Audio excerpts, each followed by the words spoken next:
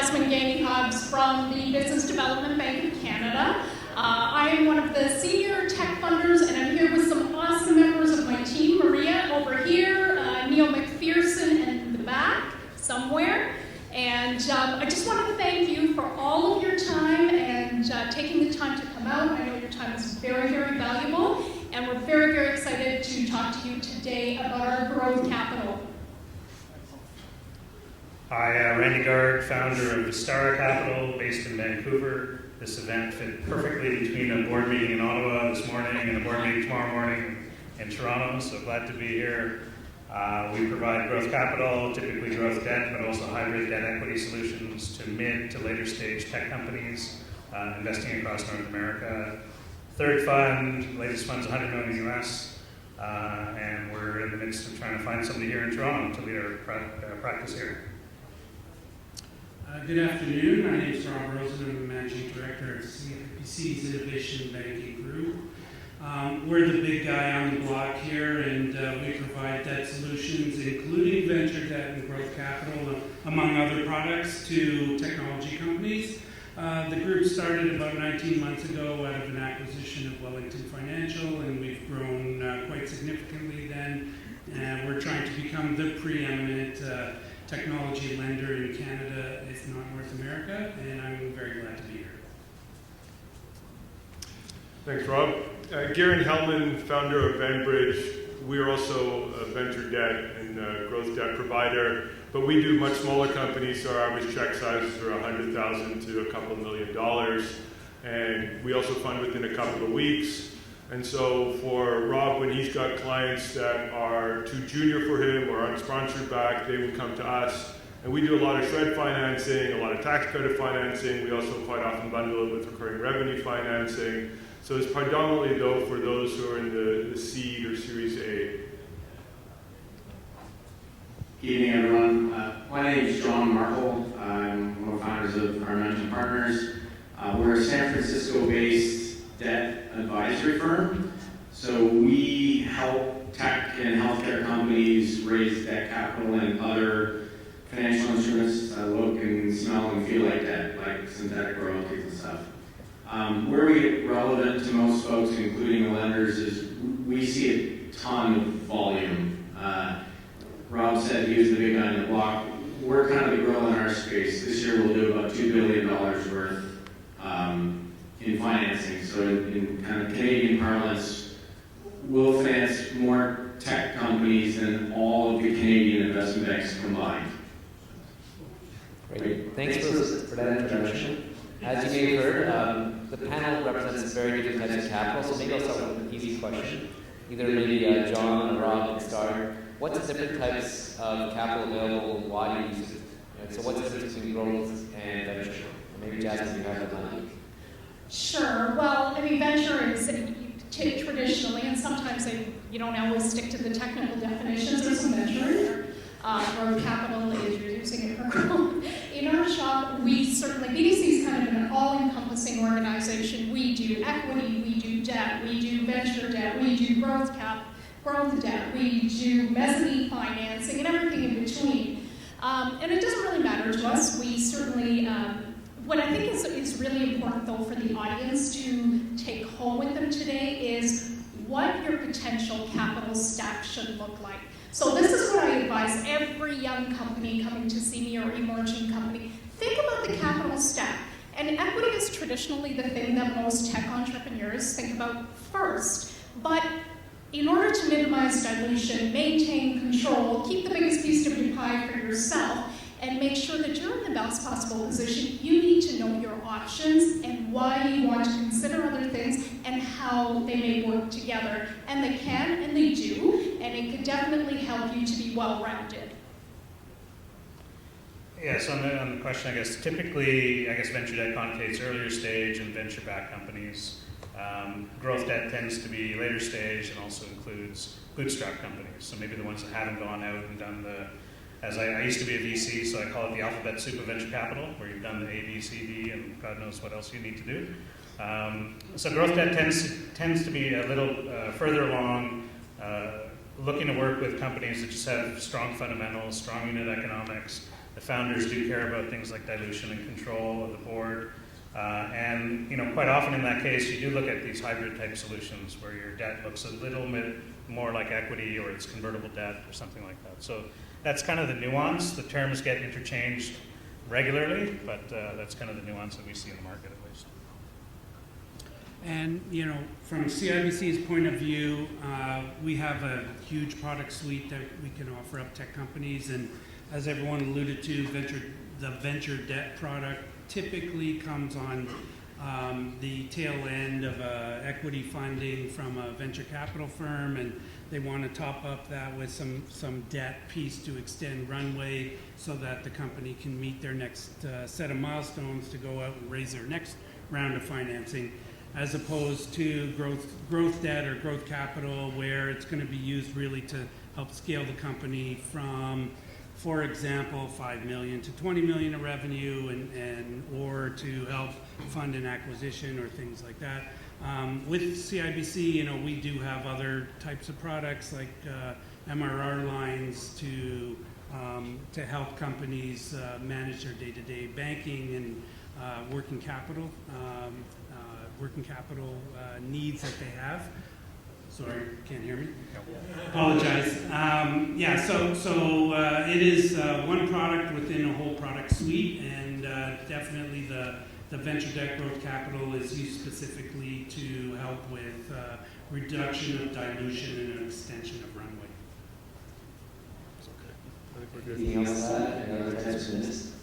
Well, I think venture debt is used as sort of a blanket term that,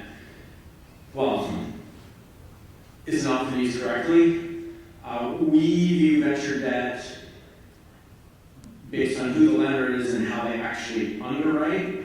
So what we would define as venture debt is not really size specific, but rather what kind of risk are they taking, and there's usually sort of two common elements. One is they're underwriting kind of the inherent creditworthiness of the company, and two, they're underwriting future financing risk with the equity syndicate.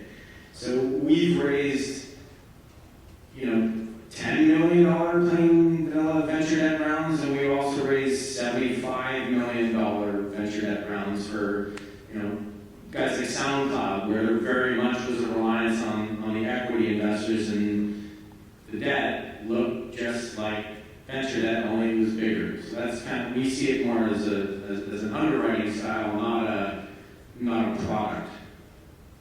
Great. We were talking on the phone earlier this week. We mentioned how the market's become very competitive and it's changing very quick. So, John, I think you had a specific opinion about that. What will be different about the debt market in 6 months? Am I allowed to swear? Yeah. Okay. I think it's going to be a lot worse. This is the first time so I've been working at investment banks for the last 20 years or so. This is the first time in my career where all constituents of the folks that I speak with, lenders, venture capital firms, growth investors, hedge funds, lawyers, accountants, everyone uniformly thinks we're in for problems. So that usually means there will be problems. But I think more than that, with growth stage companies, there's still a ton of deals getting done, and it's not because these are great deals or fantastic deals. There's massive capital overhangs, especially in the US.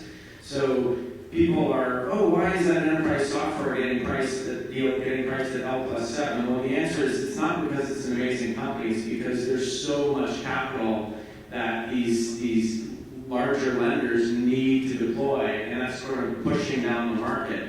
The problem is none of this stuff is asset-based, and it's all cash burn companies. So, I've had a number of people ask me, John, you should hire a workout guy. Well, to do what? To restructure a tech company with no assets? So I think we're in for some trouble, and part of it is going to come from kind of a philosophy. If you think about this generation of tech entrepreneurs, they're all, call it 30-something-year-olds. They haven't seen a downturn. So how are these entrepreneurs going to act when all of a sudden they're getting squeezed by a lender, roll the dice, who knows? I want to open this up to the rest of the panel, but I just want to follow up first. When you say it's going to be worse, what's the impact on people in the room? So, because it's just worse, it's going to be worse, but how? Less money, worse terms, more, what does that actually mean? So, the beauty of debt is that you can always find a way to get a deal done. So it's really going to manifest itself in much crappier terms. Like we know 170 different lenders. We've closed deals in the last 5 years with about 65 different lenders. And the guys right now that are licking their chops are the hedge funds in New York that can underwrite these really complicated situations, whereas guys like,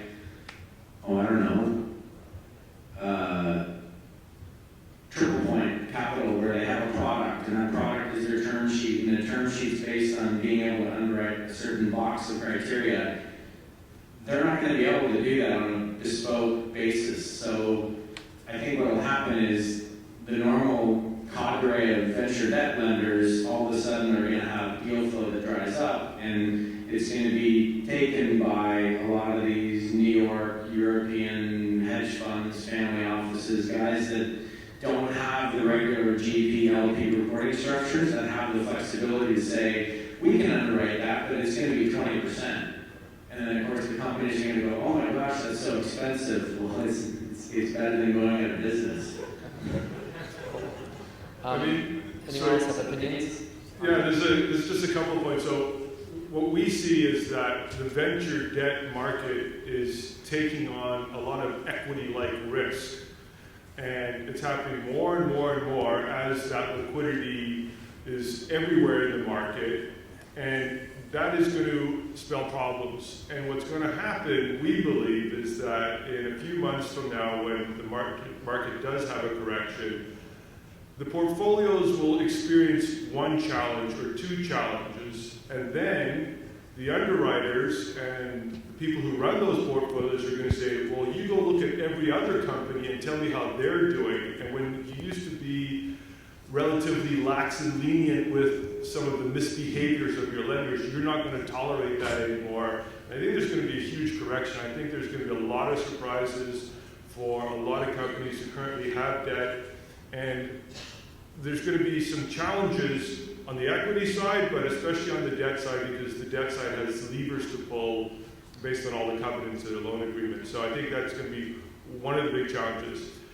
For us, as a secondary lender, we think that it's going to be counter-cyclical, our business, to what's going on in the market. So as the economy has more challenges, we believe that the folks who are going to suffer the most are the largest ones, and the secondary lenders like a BDC or anyone who's really independent is probably going to have more business to underwrite as the larger entities tighten up their credit criteria.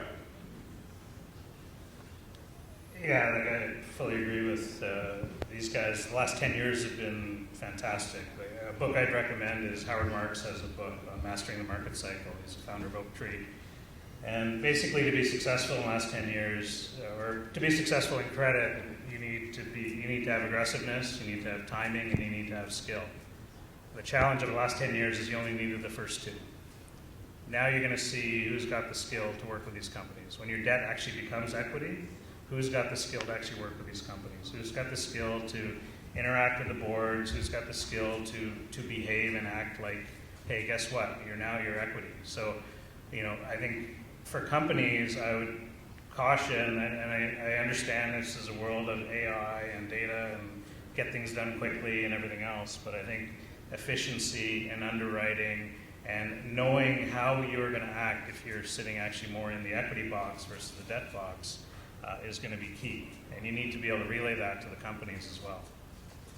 And if you don't mind, further to that, we've seen all the Canadian banks jump into the market now, and which is another signal that we're beyond the height of the peak, and including CIBC, but we're a little bit different because there are very experienced technology lenders that came over to to help start the business at CIBC has gone through 3 cycles, whereas the new players on the block, including all the other Canadian banks, haven't seen this before. They haven't gone through a downturn. They don't quite understand the nuances of what happens when there is a downturn, so that will create opportunities for others, but then will obviously really tighten up the market from a senior debt point of view because they don't have any hard assets to liquidate at that point in time. So I'll follow that comment, Rob, with how's the Canadian market changed? We talked, like, what's different now than a year or two ago in Canada, and what's the Canadian landscape look like right now? The Canadian landscape is insane right now. There is every Canadian bank is chasing all the growth stories that are out there currently and offering unbelievable terms. So as an entrepreneur, they're getting incredible deals. On the flip side of that, obviously, is they really don't know who their financial partner is, and they're not sure how they're going to act. Looking at it from those that have been through what's coming, they're not sure how. We're not sure how those banks are going to act in a situation where liquidity starts to dry up and their ability to grow their business starts to dry up. But today it's very good times for an entrepreneur to get very, very cheap debt. And I would like to say to them that be very careful on who you get into bed with today, because it may be great today, but it may not be so great tomorrow. I like to get Jasmine's opinion. BDC's been around for a bit of time. Oh, we certainly have been, and I was a very, very busy lender in the last economic downturn. For the entrepreneurs in the room, I think it's really important to know that in an economic downturn, this can be super scary for you. What do you do when you're expecting $2 million to come into a company? You have a commitment in writing, and then at the 11th hour, the night before you're expecting funds, suddenly your lender is not funding. And there is some clause in the commitment documents that make it perfectly okay. I've seen this happen on numerous occasions.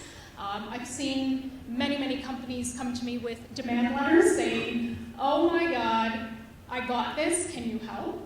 So take a look at your covenants, take a look at what position you may be in, what terms are, what can the financial institution that you're working with, what can they really do? What is it capable of? And diversify your risk, because these things definitely put companies under. And in BDC is actually a lender that is, as Garen said, we're counter-cyclical. So we get busy when all the liquidity, the busiest, when the liquidity in the market is drying up. And during the 2008 downturn, companies come in and we restructured them all day long. So be aware and be careful, and just be very, look at those documents very carefully. So, Alex, you asked the question, how's the Canadian landscape? So, I'm Canadian, but I live in San Francisco, so I'm giving you kind of the outsider's view looking into Canada based on the limited business we do here now. 2 perspectives, and I used this analogy on the phone earlier this week. For the folks that lend and have been lending for a while, it's kind of unfair because the analogy I use is, you ever play poker with someone who doesn't know how to play poker? You can't predict how to compete with them. That's what's happening in Canada right now. The second perspective that kind of backs that up is there's at least 2 very big Canadian banks. I'll leave you guys to figure out which 2. One of them, the head of commercial lending, is in the middle of chatting with us to figure out if one of their U.S. acquisitions is worth shutting down or not, because they're very active in the venture lending space, but head office is like, we're not sure we want to be in this market. In the meantime, they're extending loans. So this is a big bank that, next week might decide, I know we only have $300 million deployed, pull it all. There's another big Canadian bank that's saying, we really don't understand this, so we're going to try to figure it out by lending, and there's a couple of platforms that we're going to lend through. We're going to use their data to figure out how we underwrite. Well, the problem with that, and the reason Silicon Valley Bank looks brilliant, is how do you risk rate loans that are cash flow negative if you're a regulated FI? In the U.S., they're not subject to Basel III or Basel IV or whatever we're at for reg capital. It's based on an economic capital model. So SVB, in their wisdom years ago, said, we're going to take our warrants, put that in the loan loss category so we're good. We can underwrite to cash flow negative companies. That doesn't work in Canada. So I don't know how many, CIBC's figured it out through Wellington. I don't know about the other banks. So let me follow up on that. We've talked a lot about the banks, how competitive this ecosystem is. We haven't talked about like the new attackers. I think Clearbank was in the last panel. So you have a lot of people providing new capital via different types of assets. How's that impacted the market? What's your perspectives on them? Not just Clearbank, but anyone that's taking a new lending model. Well, I think anyone in the alternative lending space, and we would include ourselves in that space, or we're trying to fill gaps in the market. Like I've worked with this guy over the last dozen years, and we kind of pick up where he leaves off, where the bank's comfort level leaves off. And that, part of that would be the advice I'd actually provide to entrepreneurs is, while all this capital seems really cheap and easy and basically free, these come up for annual renewals, right? So if you're building your whole business plan based on all this cheap capital you're going to get, it's a tough thing. A year from now that might change. So, get your bank to a spot where they're comfortable and where you think they're going to continue to be comfortable, and then solve it through alternative lenders. There's a bunch of them out there. There's a ton in the U.S. John lives in this world all day long. There's a number that fill the gap at lower levels and lower check size. We're writing $5 to $15 million checks, and the company is doing 10 to 50 million in revenue. So we fill a gap between the smaller funders and some of the big U.S. players that are out there. But our space is getting, occupied. BDC plays in that space. Other U.S. Investors play in that space. So with all these folks, Canada, U.S., whatever it is, you really got to pick your partner. Who do you want to work with? Pricing is, arguably in a very tight band. So you really got to pick who you want to work with. Yeah, I would just add that there's a lot of alternative lenders have a specific niche in the marketplace, and you really have to assess what your business needs are. And so if you want a short-term bridge, do you want a longer-term relationship? What is it that you're looking for, and what's your asset base that you can offer? So because there's so many different types of lenders, you really have a great opportunity as an entrepreneur to figure out which lenders you want to work with, and there's usually 2 or 3 or even maybe more for your particular circumstance would be ideal. The other thing is that we see multiple lenders in one company, and that I would caution some of the entrepreneurs in that if you stack it too tightly and you have any hiccups, just one lender has to say, we're not comfortable, and you could find yourself in a whole heap of trouble. From our perspective, we certainly welcome the other lenders. So Clearbank, we work with them extensively, Espresso, Venbridge, CIBC, all the other banks. So we see when we're capitalizing a company, it's often a multi-pronged approach. I was looking at a company the other day, and there was 5 different sources of funding in there, and we were happy to be part of the capital stack, as long as everybody is working and cooperating comfortably, which that's our model, is that we want to be able to do that. So from our perspective, if another lender can come in and augment what we do, and the banks as well, we're very, very happy with that. I've just been informed I'm holding you guys back from the bar. So instead of me asking a couple more questions, I'm going to open up to the audience and see what questions there are right now. Just a quick question Sorry. Here we go. Quick question to the panel. I just wanted to know, right now we've been talking about potential downturn and insurance changing and all that. I'm just curious to find out from your perspective in terms of the timeline horizon on that, and whether someone should be locking in some long-term, medium-term, and great terms. Is that a good strategy, bad strategy? What do we think?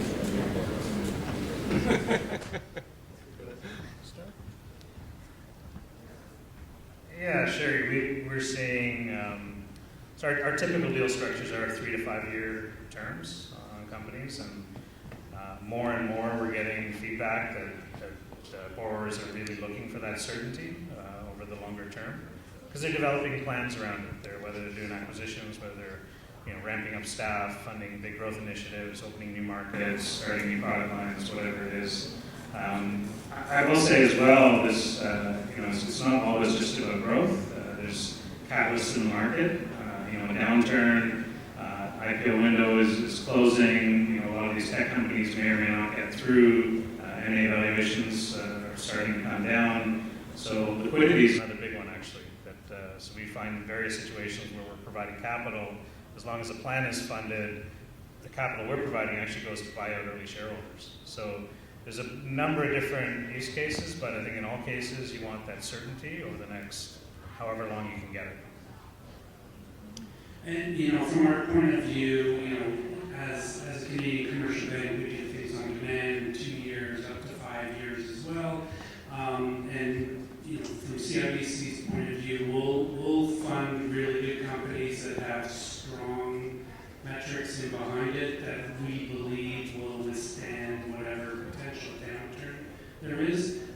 We do a ton of enterprise SaaS companies that have very sticky software, so we're trying to hedge our bets against any potential downturns by having very, very sticky software. And those type of companies would like to have certainty in terms of who their debt partner is and how long they're going to be partnering with them. So I would say at this point in time, a lot of companies do want to get that longer term facilities in place so that they can ride out potentially what's coming, because no one knows when it's coming, but it is. Now, we suggest to our clients to really have a capital plan in place over longer term, because our debt is more expensive than the banks being a secondary lender. And if you hit your growth targets, chances are you will qualify for bank financing. So you'll, let's say, graduate from a secondary lender to bank financing. So it's not necessarily a great idea to lock yourselves in for too long with the secondary lender if you believe that part of your capital stack could be fulfilled with the bank, or when you're starting out with the secondary lender, to at least have a plan in place that they're comfortable with senior debt. Good point, Aaron. And as you mentioned, you never know when the top or bottom of the cycle is going to hit. That's none of us have crystal balls, but I know that part of my job is going to be helping companies through that cycle and helping them to restructure as they go through the bumps in the road, and that's going to be a very, very normal part. So I think as I'm considering that, you should be considering that too. Who's going to be your partners and what are they going to offer should it get bumpy? So to answer your question directly, the short answer is yes. You should raise money. And there's really two reasons. So most of, like 80% of our deal flow comes from the venture firms. So guys like Sequoia, Benchmark, Planet Perkins, NEA, they call us and say, hey, we have this portfolio company, it needs money, can you help them, can you advise them? And we go to work. All of those guys right now are saying, let's get our companies funded today, whether it's equity or debt. And I guess the second thing to think about is, everyone knows dilution never killed a company, but lack of liquidity did. You never hear someone say, the success stories, you never hear them say, geez, I wish I would have negotiated my Series A better. Like, you never hear that. So if someone's offering you capital, take it. Like these days. Okay, we'll take one more question. Maybe that guy in the back has been waiting. You want to just come up here? All right. So rather than forward-looking, maybe the focus of this already happened. Like with the implosion of WeWork, the failure of these high-flying IPOs, have you guys seen a narrative in the private venture space Is it like less growth but more profitability? Like, are people not going to throw money at large TAMs anymore? Is it like, show me your unit economics, I don't care about growth, like screw 2 times growth in the next 4 years? Like, have you seen that narrative change? So most of the companies you're talking to, they're our clients. Okay. So we work with, not the Ubers or Lyfts, but kind of the next round down. So we work with, our typical client is sort of the Series D or E, or companies maybe you've heard of, guys like Foursquare and Just Fab, who's in textile and data stack, big sizable companies that have line of sight to an IPO. And they're definitely, there's just so much, on the tech side, there's so much private growth capital that they can delay going public. They can make these decisions almost for too long a term. Because what ends up happening is, well, you have the proliferation of secondary firms, right? Guys that are like, okay, you've been private for like the last 100 years, can I buy a piece of that? So definitely seeing a lot of these companies just stay private longer, and part of the way they're able to do that is they'll raise a big, growth equity round, and they'll couple it with debt in many cases, because it's not public and it doesn't look bad to have a whole bunch of debt on your balance sheet. And a lot of them, long-winded way of saying, a lot of the focus for these companies is revenue. So if you think about the sort of 3 kinds of loans, right? There's cash flow, there's asset-based, and there's enterprise value. Enterprise value loans are based on the premise that in a fire sale, we'll recoup our money.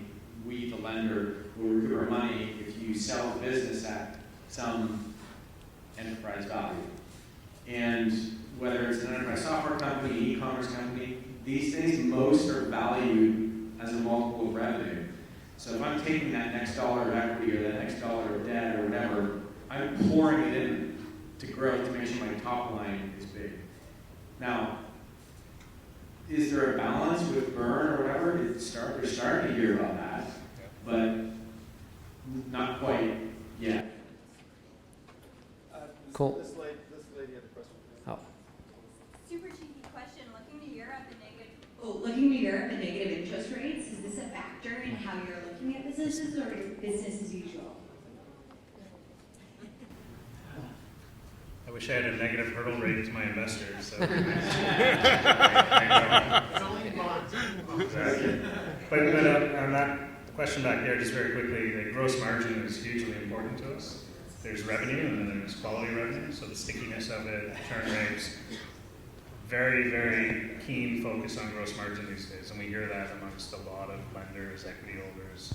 Are you just giving this stuff away? And is your margin actually correct? Are you including free trials and all that kind of stuff you tend to leave out and put in sales and marketing down below? Anyway, I want to thank everybody in the panel and for an amazing moderator here, but the most important thing I have to tell you is the law closes on the hour. So what I thought is that we'd all start the schmooze, which you seem to like, because I had a hard time getting you back in the room, and then everybody can huddle around our amazing panel and ask some questions in a more intimate fashion over beer and wine. Does that sound good? Okay, let's do it. Thank you so much.